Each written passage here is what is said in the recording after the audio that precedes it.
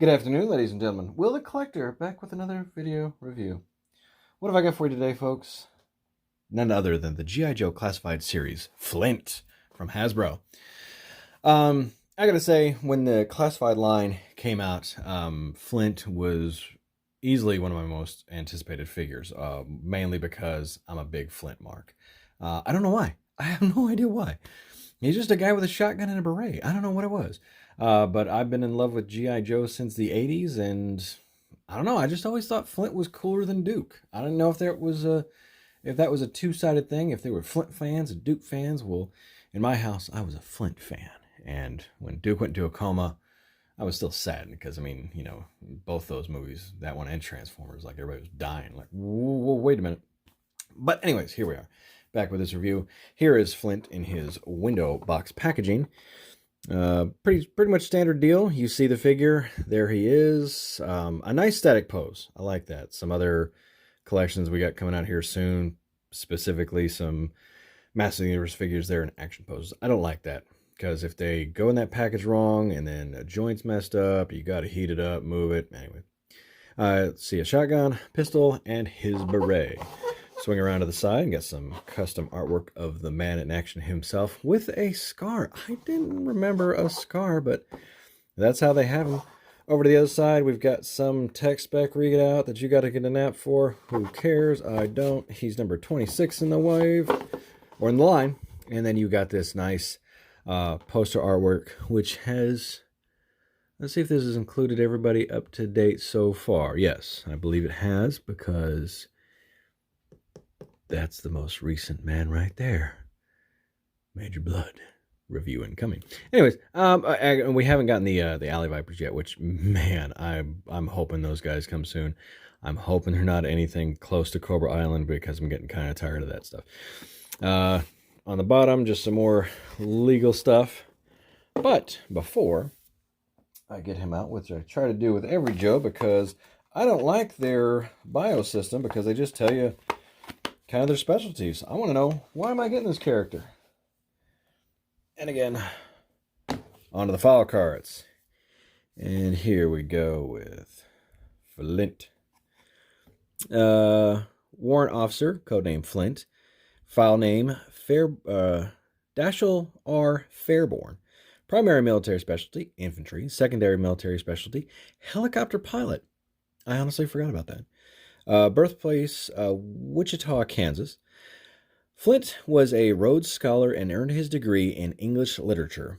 That won't be me. Bored by the groves of academia, he enlisted in the Army and applied the tenacity and concentration he had used well scholastically to grind his way through airborne school, Ranger School, Special Forces School, and finally Flight Warrant Officers School, graduating each with top honors. A thorough tactical planner, Flint drafted and personally led a half a dozen rescue missions in hostile territories that, for obvious reasons, for security, were never published, let alone admitted to. We had thought Cobra had us in the stinking dungeon for good, so we didn't know that what was going down when we heard the chopper coming in and all the heavy hardware going off like the 4th of July. Then somebody kicked down the door to our cell, and when the smoke cleared, there was Flint with that lopsided grin saying, "Come on, boys, we're going home." And that is from my 25th anniversary Flint file card. I think these are close to the same as the original releases, just they might have included the little quote there or whatever. He's an E6, which is Staff Sergeant in the Army. Serial number, Social Security number, whatever. And that, back into that file card it goes. I'm going to pause this video, get him out of his plastic and cardboard prison, and I'll be right back with you. And we're back, folks, and here is Flint, all out of his packaging. Real quickly, I do have to apologize. I was going to find Beachhead's beret wherever I put that, but I can't honestly place where I put it. I'm looking at different characters. Like, did I stick his beret on somebody else?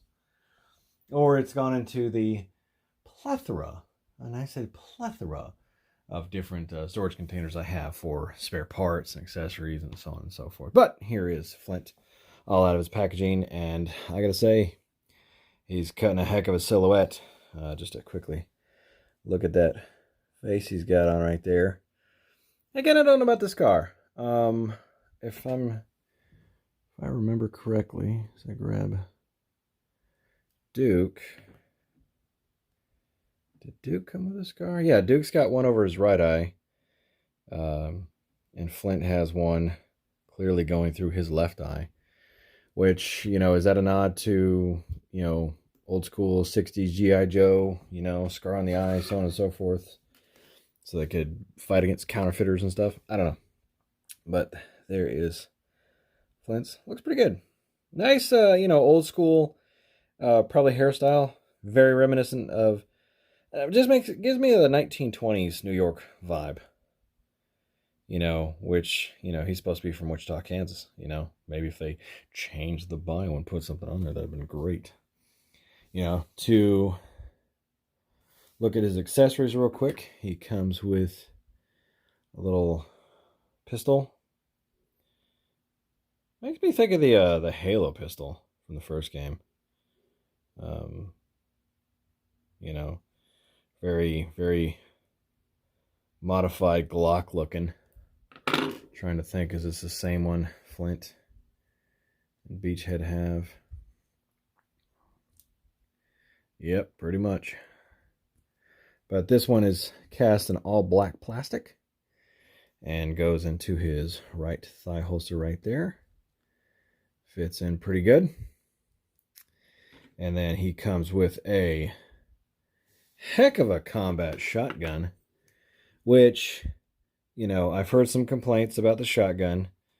And again, this is, you know, to me, this is more that modernized interpretation of these characters and stuff like that. So, I mean, he comes with a shotgun. It's not what people would have liked. They would have liked probably that pistol grip type shotgun. A little bit more, you know, angle to the pistol, like it's just been sawed off. I think Valverse, who's making... They were coming out with G.I. Joe inspired figures, and they should be hopefully coming out in June or soon. They got a Sergeant Slaughter. They got a weapons pack. They got a gung ho upgrade kit, basically, and they got a shotgun that's looks like it would fit very well with Duke, give you that more classic look. And there is his beret. All right, like I said, I you know, I forgot where I put Beachhead's. You know, I'm not putting it on his head because that's not how he looks typically. But to back out real quick, looking at Duke himself, or I'm sorry, Flint. Looking at Flint himself, man. You know, he comes with a more heavy vest than traditional. Traditionally, he would just have these bandoliers, and you know, probably it'd come up to about here. At least what we've seen him in. He's got two belts down here. Looks like he's got some... Looks like these are grenades of some type right down there. As I zoom in, you know, stuff's going to have been picked out with a little bit more paint, but I mean, there's just, I mean, he's got camouflage pants, you know, a little more detailed. I might touch up some stuff if I feel so inclined, you know. Articulation is pretty much standard. He's got a ball and swivel for the head, and then that's on another joint that's in the neck, so you get a lot more movement than what you'd used to. Butterfly shoulders. Oh, heavily detinted hinge and swivel shoulder joints. Oh, good Lord. Bicep swivel, double jointed elbow, which I think, if this correctly, this borrows from Flint as well, just painted differently to where it look a little differently, but they both have that short sleeve and gloved look. You know, I think you've got an ab crunch. You might, but it's heavily restricted by the heavy vest here, so it's probably the same as Flint's there, just again hindered by that. And then you'll have a waist ball joint, so you get a lot of movement out of there. And then the standard Joe hip joint. Pop it down, a little bit restricted by that holster. You can slide that down a little bit, you know. But you pop that down and you can get a decent side kick.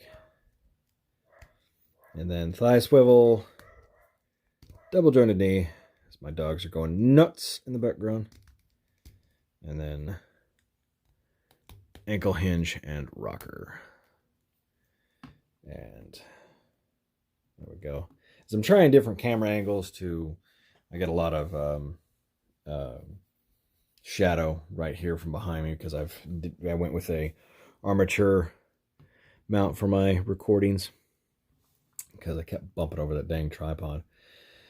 But to make him look like Flint, he comes with his beret, and that just pops right on there. And to me, that makes all the difference. It's like, I don't know who this guy is. Oh, hey, Flint. You know, that's what makes him Flint. That's what makes him Flint for me. Very nice, you know, just pops right on there. You know, and real quickly, he kind of, you know, pop a shotgun in his hand. You know. And he's got double trigger fingers in case you wanted to go double gunning it. But if he's just standing there talking, he also comes with looks like a nice sheath here on the back, which that slides up in there. You can either put it that way. Let me see if it'll go that way. Yep. For him to just reach back, slide that baby out.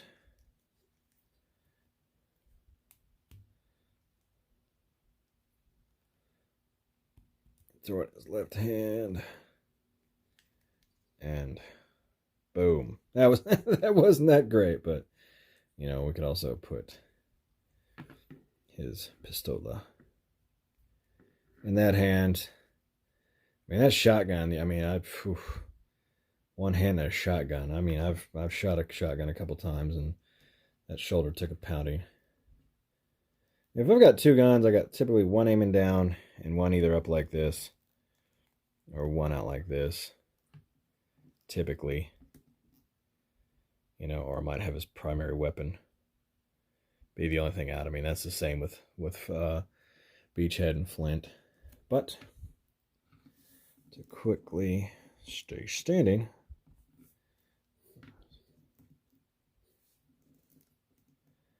you know, just to show you, obviously with the boys, you got Flint, Beachhead there. You know, that's looking pretty good. Like that. I probably need to rotate these guys out and pull out Snake Eyes and Roadblock.